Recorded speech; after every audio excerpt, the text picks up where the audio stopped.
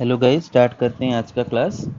अच्छा, तो गाइस आज का क्लास में हम कल जो पढ़े थे उसको थोड़ा ब्रीफली रिकॉल करेंगे, ठीक है ना। तो कल का क्लास रिकॉर्ड नहीं हो पाया था, इनफैक्ट आज का क्लास भी रिकॉर्ड नहीं हुआ है। ये मैं दोबारा बना रहा हूँ रात को आके। तो आप यहाँ इस वीडियो में आपको आपका रिस्पॉन्स नहीं सुनाई देगा, बस खाली आप देख लो क्या क्या हम पढ़ लिए थे। तो बेटे ये स्टार्ट किए थे nth term from the beginning of an AP से, है ना। कि एक अरिथमेटिक प्रोग्रेशन है और उसका बिगिनिंग से nth टर्म का वैल्यू हमें अगर निकालना है। मानो हमारे पास एक एपी है, सपोज ये एक एपी है, उसके टर्म्स है A1 A2 A3 ऐसे करके अप टू एन, देन आगे कुछ टर्म्स है। तो बेटे A1 उसका फर्स्ट टर्म है, A2 उसका बिगिनिंग से सेकेंड टर्म है, A3 उसका बिगिनिंग से थर्ड टर्म है। ऐसे करके बिगिनिंग से n पोजीशन वाला टर्म, nth टर्म an, उसका वैल्यू निकालने के लिए हम ये वाला फॉर्मूला इस्तेमाल करते हैं। an is equal to a plus N minus one into d, where d क्या होता है बेटे, कॉमन डिफरेंस होता है। एंड ये जो स्मॉल ए लिखा है ये क्या है बेटे, ना first term of the AP A1। तो A1 का वैल्यू स्मॉल है, ठीक है ना। A1 का वैल्यू स्मॉल है and common difference is D. तो बेटे स्मॉल है एंड कॉमन डिफरेंस ये दोनों आपको पता होना चाहिए। एंड जिस टर्म का वैल्यू आप निकालना चाहते हो उसका पोजीशन एन आपको मालूम होना चाहिए। कि मैं बिगिनिंग से nth टर्म का वैल्यू निकालना चाहता हूँ, तो एन क्या है, उसका पोजीशन। तो इस फॉर्मूला से आप निकाल सकते हो। तो ये फॉर्मूला लगा के मैं बिगिनिंग से सेकंड पोजीशन वाला टर्म, बिगिनिंग से थर्ड पोजीशन वाला टर्म, बिगिनिंग से फोर्थ पोजीशन वाला टर्म, उनका वैल्यू निकाल सकता हूँ, ठीक है ना। अच्छा आगे चलते हैं। तो उसको लेके एक सवाल बेटे करते हैं। बेटे सवाल है कि देयर इज एन एपी, एक एपी है whose mth term is n, एक एपी का mth टर्म का वैल्यू n है एंड nth टर्म का वैल्यू m है और उस एपी का nth टर्म का वैल्यू m है। Find its m plus nth term. तो बेटे ये एक पर्टिकुलर टाइप का सवाल है, एपी का ये पर्टिकुलर टाइप का सवाल है। बता देता हूँ कि बेटे देखो, अरिथमेटिक प्रोग्रेशन में किसी भी टर्म का वैल्यू निकालने के लिए, है ना, कोई भी एक पोजीशन वाला टर्म का वैल्यू निकालने के लिए हमें उसका first term A and common difference D का वैल्यू जानना जरूरी होता है। तो यहाँ पर भी बेटे देखो, आपको क्या दिया है ना, दो टर्म का वैल्यू ऑलरेडी दे दिया है, mth टर्म का वैल्यू दे दिया है, nth टर्म का वैल्यू दे दिया है। तो दो टर्म का वैल्यू दिया है और एक तीसरा टर्म का वैल्यू पूछ रहा है। तो ये एक पर्टिकुलर टाइप का सवाल है, इससे जितने भी सवाल आएंगे। तो बेटा पहले आपको इसका first term and common difference निकालना है। तो first term and common difference कैसे निकालेंगे, चलो देखते हैं। पहले बेटे वो बोला है कि इस एपी का mth टर्म का वैल्यू एन है, मतलब A M is equal to N. आप देख सकते हो बेटे A M is equal to N. अच्छा ए एम क्या होगा बेटे, बिगिनिंग से nth टर्म का वैल्यू का फॉर्मूला भी देखे थे जस्ट, क्या था बेटे, A plus N minus one into D. तो बेटे बिगिनिंग से mth टर्म का वैल्यू अगर मुझे निकालना होगा, है ना, mth टर्म का वैल्यू, तो खाली जहाँ पर एन लिखा है उधर एम लिख देने का, है ना। तो बेटे इधर वही करेंगे। तो इधर बेटे ए एम क्या होगा बेटे, A plus M minus one into D which is equal to N. तो ये एक इक्वेशन मिला, इक्वेशन वन। दूसरा बोला है बेटे nth टर्म का वैल्यू एम दिया है, तो बिगिनिंग से जो एन पोजिशन वाला टर्म nth टर्म का वैल्यू फॉर्मूला क्या लगेगा, A plus N minus one into D, ये इक्वेशन टू। तो बेटे देखो हमारे पास यहाँ पर दो इक्वेशंस हैं एंड दो अननोन्स है, a and d are two unknowns whose values we want to find. तो दो अननोन दो इक्वेशन, तो इन्हीं दोनों इक्वेशन को सॉल्व करके आपको एडी का वैल्यू पता करना है। तो कैसे करना है बेटे, बड़े प्यार से आप इक्वेशन वन से इक्वेशन टू सब्ट्रैक्ट कर दो, इक्वेशन वन से इक्वेशन टू सब्ट्रैक्ट करो, वन माइनस टू। तो बेटे इक्वेशन वन से इक्वेशन टू कैसे सब्ट्रैक्ट करोगे बेटे, लेफ्ट हैंड साइड एक्सप्रेशन दोनों इक्वेशन का, इसका लेफ्ट हैंड साइड से इसका लेफ्ट हैंड साइड सब्ट्रैक्ट करो, इसका राइट हैंड से इसका राइट हैंड सब्ट्रैक्ट करो। तो A plus M M minus one to D minus ये A plus N minus one to D, तो क्या हो जाएगा बेटे, ए कट जाएगा। फिर ये M minus one into D minus ये N minus one into D. तो बेटे दोनों में से डी कॉमन ले आएंगे तो लेफ्ट में आपका क्या आएगा बेटे, ये आ जाएगा ऐसा एक्सप्रेशन। देखो इधर से एम माइनस वन और माइनस, और बेटे ये ब्रैकेट के अंदर एन माइनस वन है तो खुल जाएगा, तो ये हो जाएगा minus n plus one, d common लाने के बाद। तो minus one plus one cut गया, तो ये क्या हो गया बेटे, d whole into m minus m. अभी आर एच एस से आर एच एस माइनस करेंगे, n minus m, R H S में एन माइनस एम। तो क्या निकला देखो बेटे, d whole into m minus n is equal to n minus n. तो बेटे n minus m is also equal to minus of m minus n, है ना। आपको मालूम है कि a minus b can also be written as minus of b minus, है ना। आप ए माइनस बी को अगर उल्टा करके बी माइनस से करना चाहते हो तो आगे एक माइनस लगा दो। तो n minus m is also equal to minus of m minus n, है ना। तो एम माइनस एन कट गया तो डी का वैल्यू क्या निकल के आता है बेटे, -1। तो देखो बेटे आपको एक अननोन का वैल्यू पता चल गया है, डी इज इक्वल टू -1। अभी बस आपको ए का वैल्यू मालूम करना है। तो बेटे डी का वैल्यू आपको पता चला है -1। अभी बेटे इक्वेशन 1 है तो स्कूल में ही कर रहे थे, इक्वेशन 1 या फिर इक्वेशन 2 किसी एक में आप डी का वैल्यू सब्सटीट्यूट कर दो, ए का वैल्यू पता चल जाएगा। तो मैं इक्वेशन 1 में डी का जगह -1 सब्सटीट्यूट कर रहा हूँ इस पेज में। तो बेटे देखो a plus M minus one into d is equal to n, equation 1 है, इसमें d का जगह -1 सब्सटीट्यूट किया। तो बेटे देखो m-1 इंटू -1, बेटे -1 मल्टीप्लाई करने तो ये उलट जाएगा, m-1 क्या हो जाएगा, 1 माइनस एम हो जाएगा। तो a plus 1 minus m is equal to N. तो खाली a क्या बनेगा बेटे, 1 माइनस एम को उस साइड में ले आओ, तो ये माइनस एम उस साइड में आके प्लस एम हो गया, 1 उस साइड में जाके -1 हो गया, तो a का वैल्यू आ गया ये। तो ए डी दोनों का वैल्यू पता चल चुका है। अभी हमें जो थर्ड टर्म दिया है उसका वैल्यू निकालना है। तो थर्ड टर्म मतलब m प्लस nth टर्म का वैल्यू निकालना है, मतलब बिगिनिंग से m प्लस n पोजिशन वाला टर्म का वैल्यू निकालना है। तो बेटे वही वाला फॉर्मूला जो कि nth टर्म का फॉर्मूला होता है क्या, a plus N minus one into D. तो इधर बेटे n के जगह खाली अभी लिख रहे हैं क्या, m प्लस एन। तो फॉर्मूला में जहाँ n लिखा है उधर क्या लिख देने का, m प्लस एन। तो m plus N minus one into d. A का वैल्यू अभी पता चल चुका है, ये डी का वैल्यू है -1। अच्छा डी का वैल्यू अगर -1 पुट कर दे तो ये जो प्लस है, ये डी -1 ये प्लस के साथ मल्टीप्लाई होकर माइनस हो गया बीच। तो देखो m plus n -1 minus m plus n -1 दोनों कट गए तो आंसर क्या आया बेटे, आंसर आ गया 0। ठीक है। अच्छा तो बेटे एक सेकेंड गाइस, आंसर आ गया 0, है ना। तो बेटे अब आते हैं इसी को बेटे हम एक फॉर्मूला के तरह आगे इस्तेमाल करेंगे एमसीक्यू करने के लिए। देखो बेटे तो नोट में हम लिख देंगे जो अभी जस्ट पढ़ के आए कि बेटे अगर मुझे दिया है कि mth टर्म का वैल्यू n है एंड nth टर्म का वैल्यू m है, तो m प्लस nth टर्म का वैल्यू 0 आ रहा है, तो इसको एक फॉर्मूला की तरह इस्तेमाल कर सकते हैं। फॉर एग्जाम्पल अगर मुझे बोला गया है कि एपी का, हाँ बेटे एक चीज़ का ध्यान रखा करो, ये सब एपी में हो रहा है, ऐसा नहीं कि फॉर्मूला जीपी में भी लगा दो, ये एपी में हो रहा है सब। ये जो m plus nth term is equal to 0 आया, वो कैसे आया, एपी वाला फॉर्मूला लगा के आया। तो एपी में एपी के लिए वैसे फॉर्मूला है।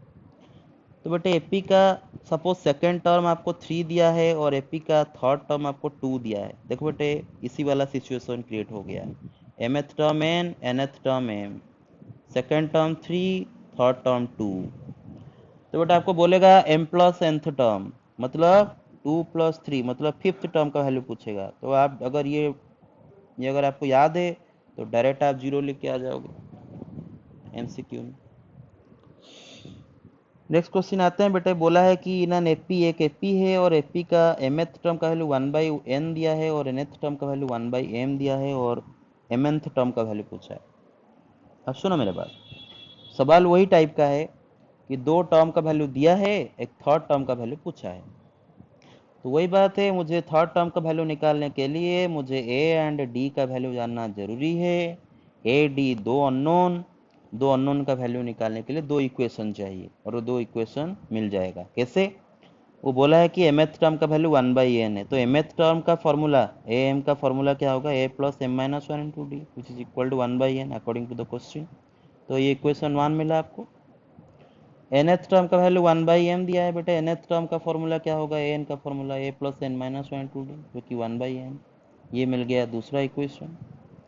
अब बेटे इक्वेशन 1 से इक्वेशन 2 सब्ट्रैक्ट कर दो, a कट जाएगा और d लेफ्ट से लेफ्ट सब्ट्रैक्ट करो, राइट से राइट सब्ट्रैक्ट करो। तो बेटे a कट जाएगा और d कॉमन ले आओगे, देखो इधर आ गया m minus one into D minus n minus one into D, दोनों से d कॉमन ले आया तो बेटे m माइनस वन और ये माइनस n प्लस वन हो जाएगा। राइट से राइट माइनस करो, 1/n माइनस 1/m। अब देखो बेटे, तो इधर बेटे देखो ये +1 -1 कट गया, d into m minus n हुआ। अभी ये फ्रैक्शन सब्ट्रैक्शन करो, एलसीएम लेके, डिनोमिनेटर में एलसीएम लो mn, ऊपर क्या जाएगा बेटे m माइनस एन, है ना। देखो बेटे m-n कट गया, तो d का वैल्यू क्या आ गया, 1/mn। अभी d का वैल्यू को हम इक्वेशन 1 या फिर 2 किसी एक में सब्सटीट्यूट करके a का वैल्यू पता कर लेंगे। तो मानो मैं इक्वेशन 1 में d का वैल्यू 1/mn सब्सटीट्यूट करता हूँ। इक्वेशन 1 क्या था बेटे हमारा, इक्वेशन 1 दिया था a plus m minus 1 to d is equal to 1/n, ये था इक्वेशन 1। उसमें d पुट किया 1/mn। तो बेटे ये 1/mn को अंदर लेके m के साथ मल्टीप्लाई करोगे तो क्या जाएगा, 1/n, और ये 1/mn को -1 के साथ मल्टीप्लाई करो, -1/n। तो बेटे देखो दोनों साइड से ही 1/n कट गया, तो a का वैल्यू आ गया बेटे 1/mn, है ना, -1/mn इस तरह में आ गया, a गया। तो a d दोनों आ रहे हैं 1/mn। अभी हमें mn टर्म का वैल्यू निकालना है ना, m इंटू n वाला टर्म का वैल्यू निकालना है। फॉर्मूला लगाएंगे nth टर्म का, फॉर्मूला में बस खाली n की जगह mn लिख देंगे, है ना, a plus mn minus 1 into D. अब a का वैल्यू 1/mn है, d का वैल्यू भी 1/mn है। तो बेटे ये इक्वेशन ये सॉल्व करो एक्सप्रेशन को बेटे, mn इंटू 1/mn क्या हो जाएगा, 1, -1 into 1/mn -1/mn, +1/n -1 cut गया, तो रहेगा क्या, 1। तो mnth टर्म का वैल्यू आया 1। तो इसी को एक फार्मूला की तरह हम इस्तेमाल कर सकते हैं। अगर मुझे बेटे एक एपी का mth टर्म का वैल्यू 1/n दिया है, nth टर्म का वैल्यू 1/m दिया है, तो उसका mnth टर्म का वैल्यू आएगा 1। तो कैसा उसका सवाल आता है, देखो बेटे, फॉर एग्जाम्पल एपी का उसने दे रखा है कि एपी है, ध्यान रखो एपी में ऐसा होता है ना, एपी में सपोज दिया है सेकेंड टर्म का वैल्यू 1/5 है ना, दिया है सेकेंड टर्म का वैल्यू 1/5 एंड फिफ्थ टर्म का वैल्यू दिया है 1/2, ठीक है। देखो सेकेंड टर्म का वैल्यू 1/5, फिफ्थ टर्म का वैल्यू 1/2। देखो mth टर्म का वैल्यू 1/n, nth टर्म का वैल्यू 1/n। तो ऑब्जर्व करो बेटे, सेम सिचुएशन आ रहा है, सेकेंड टर्म का वैल्यू 1/5 एंड फिफ्थ टर्म का वैल्यू 1/2, सेम सिचुएशन। तो बेटे यहाँ पर mnth टर्म मतलब 2 इंटू 5 10th टर्म का वैल्यू पूछेगा, तो आंसर क्या हो जाएगा, 1, अगर आपको याद है तो। नेक्स्ट बेटे, नेक्स्ट बेटे हम डिस्कस कर रहे the value of nth term from the end of an AP, है ना। एक अरिथमेटिक प्रोग्रेशन का एंड से nth टर्म का वैल्यू जानना है। जैसे हम बिगिनिंग से nth टर्म का वैल्यू पता कर रहे थे, अभी एंड से nth टर्म का वैल्यू पता करेंगे। तो उसको समझने के लिए बेटे मैं ये एक छोटा सा एग्जाम्पल लेते हैं बेटे। सपोज बेटे जैसे 10 बच्चे लाइन में बैठे हैं ना, 10 बच्चे लाइन में बैठे हैं, 1 2 3 4 के 10 बच्चे लाइन में बैठे हैं। तो बेटे 10 बच्चों का पोजीशन अगर हम बिगिनिंग से देखें, अगर बिगिनिंग से इनका पोजीशन देखें, तो इसका पोजीशन होगा, देखो बेटे 1, ये सेकंड पोजीशन, ये third, 4, 3, 6 up to 10th position. अगर इनका पोजीशन एंड से कैलकुलेट करें, एंड से देखें, तो बेटे इसका पोजीशन होगा 1, इसका पोजीशन होगा 2, इसका पोजीशन हो जाएगा 3, 4 ऐसे। अच्छा, अभी मेरा सवाल है कि जिस बच्चा का पोजीशन एंड से 6 है, उस बच्चे का पोजीशन बिगिनिंग से क्या है। जिस बच्चा का पोजीशन एंड से 6, एंड से 6th वाला बच्चा, एंड से काउंट करो 1 2 3 4 5 6, एंड से 6th वाला बच्चा, उसका बिगिनिंग से पोजीशन क्या आ रहा है बेटे, देख सकते हो 5 आ रहा है। तो बेटे ये 5 हमें डायरेक्ट मिलेगा कैसे, हमेशा तो हमें डायग्राम बना के ऐसे नहीं करेंगे, हमें डायरेक्ट नंबर 5 कैसे मिलेगा। तो बेटे देखो टोटल 10 बच्चे हैं, टोटल 10 बच्चे हैं, तो 10 माइनस जिस बच्चे का पोजीशन पूछा है उसका एंड से उसका पोजीशन क्या दिया है आपको, 6 दिया है ना, एंड से उसका पोजीशन 6 दिया है। तो 10 माइनस 6 प्लस 1, एक 1 उसमें ऐड कर, तो 10 माइनस 6 4, 4 प्लस 1 5। तो ऐसे करके आपको पता चल जाता है कि बिगिनिंग से उसका पोजीशन 5। अगर मैं आपको बोलूं कि इस लाइन में एंड से जिसका पोजीशन 4 है, बिगिनिंग से उसका पोजीशन क्या है बेटे, एंड से अगर 4 पोजीशन वाला बच्चा देखो बेटे, एंड से 4 पोजीशन मतलब ये वाला बच्चा, इसका बिगिनिंग से पोजीशन क्या है, 7 है। कैसे मिलता है, आप बेटे अगर एंड से उसका पोजीशन 4 दिया है तो बिगिनिंग से उसका पोजीशन पूछा है तो कैसे निकालोगे ना। टोटल 10 बच्चे हैं, 10 माइनस एंड से उसका पोजीशन 4 दिया है तो 10 माइनस 4 प्लस 1, 10 माइनस 4 6, 6 प्लस 1 आ गया 7। बस तो इसी का भी इस्तेमाल करेंगे, देखो कैसे। तो मानो मेरे पास एक एपी है, और एपी में m number of terms. Suppose there are m number of terms in an AP. How many terms? m number of terms. तो ऐसा देखो डायग्राम देखो, a1 a2 a3 ऐसे करके m नंबर ऑफ टर्म्स हमारे पास है। और इस एपी का एंड से nth टर्म का वैल्यू मैं जानना चाहता हूं। I want to find the value of the nth term from the end से nth टर्म। बेटा बिगिनिंग से हम देखें बेटा ये फर्स्ट टर्म है, सेकंड टर्म है, third term and so on, ये mth टर्म। लेकिन अगर बेटा एंड से कैलकुलेट करें तो एंड से ये फर्स्ट टर्म इसका पहला वाला सेकंड टर्म होगा, ऐसे करके ये होगा लास्ट को mth टर्म। तो ऐसे हमें एंड से nth टर्म का वैल्यू पूछा है। अच्छा बेटे जिस टर्म का पोजीशन एंड से n है उस टर्म का पोजीशन बिगिनिंग से क्या है जरा देख लेते। इसमें टोटल कितने बच्चे बैठे हैं, मतलब टोटल कितने टर्म लाइन में बैठे हैं बेटे, total m number of term line में बैठे हैं। तो m माइनस एंड से जिस टर्म का वैल्यू पूछा है उसका एंड से पोजीशन क्या है दिया है बेटे n, तो m माइनस n फिर प्लस 1। जैसे यहां पर हुआ था 10 बच्चे थे टोटल, एंड से 6th वाला बच्चे का पोजीशन में पूछ रहा था, तो जो एंड से उसका पोजीशन 6 था तो टोटल 10 से 6 माइनस किए और 1 ऐड किए। बिल्कुल वही कि इधर भी कर रहे हैं। टोटल m नंबर ऑफ बच्चे लाइन में बैठे हैं माइनस एंड से n वाला बच्चा का पोजीशन पूछ रहा है, तो एंड से उसका पोजीशन n है तो m माइनस n प्लस 1। तो बेटे जिस टर्म का पोजीशन एंड से n है उसका बिगिनिंग से पोजीशन आ गया m माइनस n प्लस 1। और बेटे देखो बात सिंपल हो गया, मुझे ऑलरेडी बिगिनिंग से कोई भी टर्म का पोजीशन निकालने का फॉर्मूला पता है कि बिगिनिंग से 5th टर्म, बिगिनिंग से 6th टर्म का वैल्यू कैसे मैं निकालूंगा, मुझे फॉर्मूला पता है। तो बेटे बिगिनिंग से अगर मैं एपी का nth टर्म का वैल्यू जानना चाहता हूं तो उसका फॉर्मूला मुझे मालूम है कि a plus n minus 1 into D, beginning से। तो किसी भी टर्म का पोजीशन अगर मुझे बिगिनिंग से पता चल जाता है मैं बड़े इजीली उसका वैल्यू निकाल दूं। तो बेटा इस टर्म का बिगिनिंग से पोजीशन जिसका वैल्यू निकालना है, जिसका पोजीशन एंड से nth टर्म है, एंड से nth, उसका बिगिनिंग से पोजीशन पता चल गया तो अभी हम उसका वैल्यू डायरेक्ट कैलकुलेट कर लेंगे। क्या बेटे बिगिनिंग से nth टर्म का फॉर्मूला ये है, तो बेटे हम n के जगह अभी खाली m माइनस n प्लस 1 लिख लेंगे। तो फॉर्मूला में n के जगह m माइनस n प्लस 1 लिख लो, तो बेटे 1 माइनस 1 कट गया, आपका आ जाएगा a plus m minus n to D. तो बिगिनिंग से m minus n plus 1th term का वैल्यू ये है, जो कि एंड से आपको पता है nth टर्म। तो एंड से nth टर्म का वैल्यू ये आ गया। तो इसको लेके एक सवाल अभी करते हैं। देखो बेटे देर आर एक एपी है जिसमें देर आर 20 टर्म्स, एपी में टोटल 20 टर्म है और उसका फर्स्ट टर्म कॉमन डिफरेंस दे दिया है, फर्स्ट टर्म दिया है 2 एंड कॉमन डिफरेंस दिया है 5।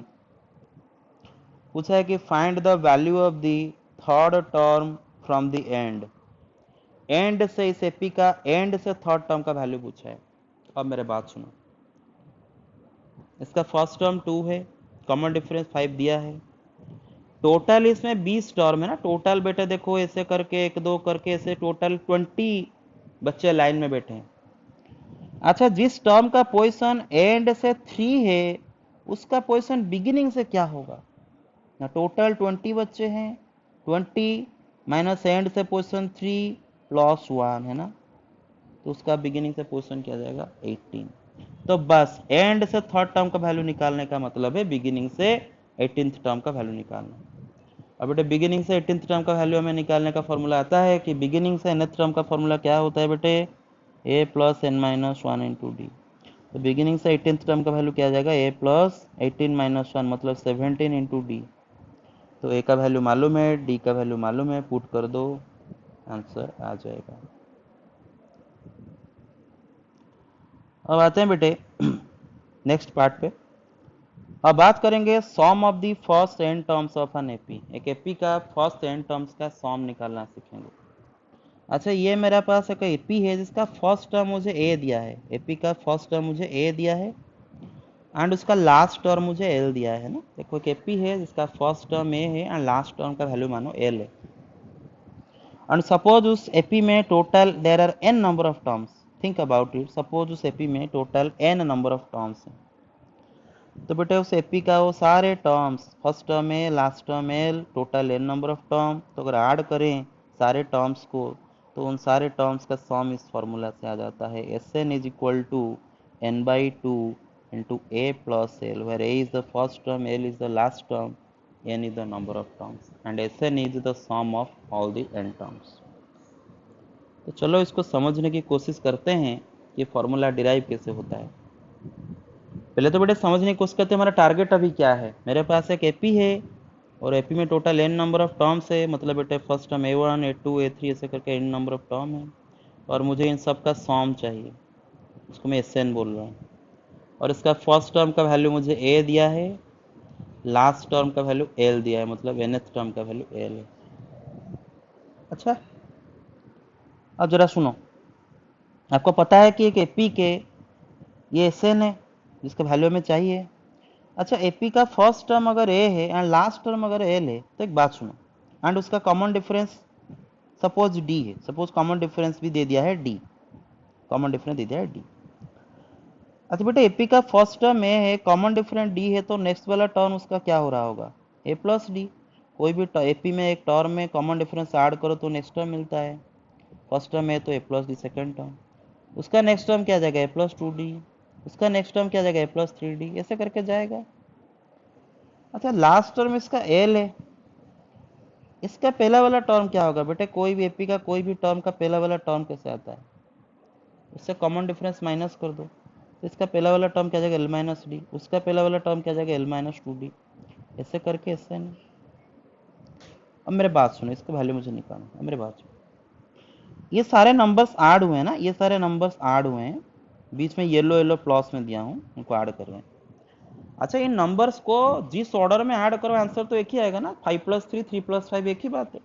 तो मैं अगर इनको उल्टा ऐड करूँ तो भी एक ही बात होगा, तो मैं पहले एल लिखता हूँ प्लस, फिर एल माइनस डी प्लस, फिर उसका पहले L minus two d plus dot dot plus, बेटे ये A plus two d plus ये ए प्लस डी प्लस ये ए है ना।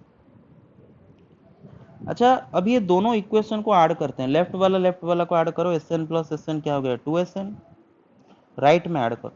बेटे देखो ए प्लस एल क्या होगा ए प्लस एल, अच्छा a plus d plus l minus d, बेटे डी माइनस डी कट के क्या हो जाएगा, ये भी वही a plus l, a plus two d plus l minus two D minus two d cut के ये भी आ गया ए प्लस एल, ऐसे करके इधर बेटे l minus two d plus a plus two D minus two d कर ये भी आएगा ए प्लस एल, ये भी लास्ट को भी आएगा ए प्लस एल।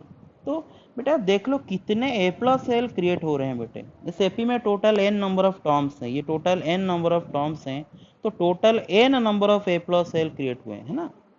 तो बेटे n number of a plus l add करने का मतलब ए प्लस एल को एन से मल्टीप्लाई कर देना, n into a plus l, तो 2SN आ गया n into a plus l, तो SN क्या आ जाएगा बेटे, 2 को लेकर डिवाइड कर दो तो n/2 into a plus l, तो ये हो गया हमारा फॉर्मूला डेरिवेशन।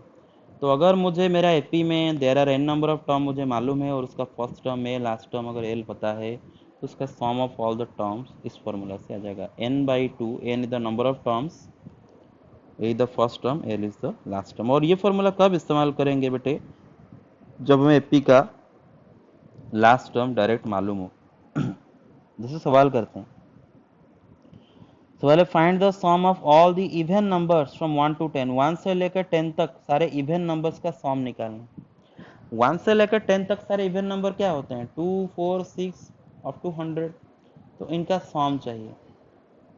अच्छा, ये जो 2 4 6 100 अप टू, ये एक एपी है ना, एक अरिथमेटिक प्रोग्रेशन है जिसका फर्स्ट टर्म 2 है, लास्ट टर्म 100 है, कॉमन डिफरेंस क्या है भाई 2 है ना। देख लो कोई भी टर्म से उसका प्रीवियस टर्म माइनस करो आंसर 2 आता है ना, तो कॉमन डिफरेंस 2 है। तो इसमें टोटल कितने टर्म है पहले देख लो बेटे, 1 से लेके 100 तो टोटल कितने इवन नंबर होते हैं, 100 में 2 डिवाइड कर दो, 50 है ना। तो ये 50 टर्म्स लिखे हैं, तो n is equal to 50। First term इसका 2, लास्ट टर्म l इसका 100। तो बेटे sum of all the 50 terms s50 is equal to, formula क्या था बेटे, sum of first n terms का फॉर्मूला क्या था ना, n/2 into a plus l. तो यहाँ पर सम ऑफ द 50 टर्म्स क्या होगा ना, 50/2 इंटू ए क्या है बेटे 2, एल क्या है 100। तो कैलकुलेट कर लो आप। अच्छा इसी कॉन्सेप्ट को इस्तेमाल करके हमें फॉर्मूला डिराइव कर देंगे, क्या बेटे, sum of n first n natural number, ठीक है ना, पहला एन नेचुरल नंबर का सम। तो फॉर्मूला है n into n plus 1/2। Formula कैसे आता है, फिर मतलब सवाल क्या है देखते हैं। Sum of first n natural number है ना बेटा, जैसे कि देखो 1 2 3 ऐसे करके अप टू एन, ये नेचुरल नंबर का सम चाहिए। अच्छा बेटा ये एक एपी है ना, और एपी में कितने टर्म है, एन टर्म है ना, एन टर्म है इसमें। फर्स्ट टर्म इसका 1 है, लास्ट टर्म इसका क्या है बेटे एन है। अच्छा एपी का sum of the all terms, suppose एक एपी में एन नंबर ऑफ टर्म्स है, तो उसका sum of all terms is equal to क्या आता है, n/2 into a plus l, first term plus last term. अच्छा तो बेटे यहाँ पर इसका भी n नंबर ऑफ टर्म्स है, तो n/2 इंटू फर्स्ट टर्म क्या है बेटे 1, लास्ट टर्म क्या है बेटे n। तो n/2 इंटू 1 प्लस n जो है n+1 भी वही है, तो ये क्या हो गया n into n+1/2। Get it, आगे चलते हैं। तो इसको आपको याद रखना है बेटे। अब सुनो, अब हम एक वही वाला कॉन्सेप्ट इस्तेमाल करके एक दूसरा फॉर्मूला डिराइव करें। सवाल है कि sum of the first n terms of an AP, एक एपी का बिगिनिंग से n टर्म्स का सम चाहिए मुझे। मतलब क्या है, देखो बेटे ये मेरे पास एक एपी है, मानो एक एपी है, उसका टर्म्स है a1 a2 a3 ऐसे करके n ऐसे करके आगे भी बहुत सारे टर्म्स हैं, first term second term third term और n पोजीशन वाला टर्म ऐसे करके आगे ही बहुत सारे टर्म्स हैं। और इस एपी का मुझे बिगिनिंग से n टर्म्स का सम चाहिए ना, मतलब इतनों का सम चाहिए, मतलब a1 plus a2 plus a3 plus up to an का सम चाहिए। अब बेटे पूरा एक एपी है, तो a1 से लेके an ये भी एक एपी होगा, तो ये एक एपी है, और इस एपी का फर्स्ट टर्म a1 है, लास्ट टर्म an है, और इसमें नंबर ऑफ टर्म्स इसमें कितने हैं बेटे n नंबर ऑफ टर्म्स है ना। तो बेटा अभी सम कैसे निकालेंगे, एंड सपोज इस एपी का फर्स्ट टर्म a1 का वैल्यू हमें a दिया है, एंड सपोज उसका कॉमन डिफरेंट d दिया है, ये दोनों दे दिया है। तो बेटे ये जो nth टर्म an का वैल्यू क्या आ जाएगा ना, a plus n-1 into D. अच्छा अब ये सारे टर्म्स का सम क्या होगा बेटे, एक एपी है और टोटल इसमें कितने term n number of terms हैं, फर्स्ट टर्म का वैल्यू a है, लास्ट टर्म का value a plus n-1 into D है। चलो तो सीपी का सम ऑफ ऑल टर्म्स क्या होगा बेटे, S n is equal to number total number of terms n/2 into a plus l है ना, first term plus last term. तो फर्स्ट टर्म हमारा ए ही है, और लास्ट टर्म हमारा क्या है बेटे a plus n-1 into D. तो बस ये ए मिलके क्या हो जाएंगे 2a हो जाएंगे, तो बेटे n/2 into 2a plus n-1 into D. तो मतलब केपी का बिगिनिंग से n टर्म्स का सम हम इस फॉर्मूला को इस्तेमाल करके निकाल पाएंगे। तो आज के लिए इतना ही करेंगे, और नेक्स्ट क्लास में हम